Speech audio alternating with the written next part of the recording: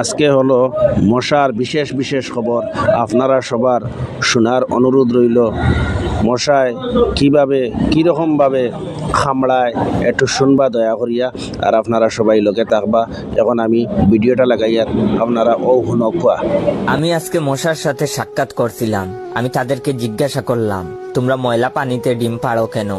মশা বলল, কারণ ভালো পানিতে ডিম পারলে মানুষ সিদ্ধ করে খেয়ে নিতে পারে। আমি তাদেরকে জিজ্ঞাসা করলাম, মশার কোয়েলে তোমরা মরো না কেন?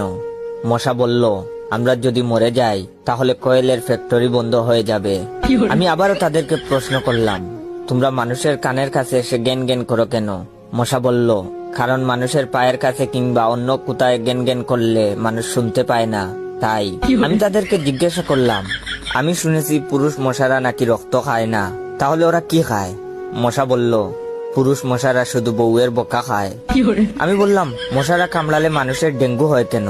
মশা বলল, মশারা কি শুধু মানুষের রক্ত নিয়েই যাবে? ওদের কিছু দিবে না। মশারা এত স্বার্থপর নয়, তাই মানুষকে ডেঙ্গু উপহার দিয়ে যায়। মশার সাথে সাক্ষাৎ করার পর আমি মশার উপর রিসার্চ করলাম। মশা অনেক ধরনের হয়, যেমন পড়তে বসলে যে মশায় কামড়ায় তারা হলো অশিক্ষিত মশা।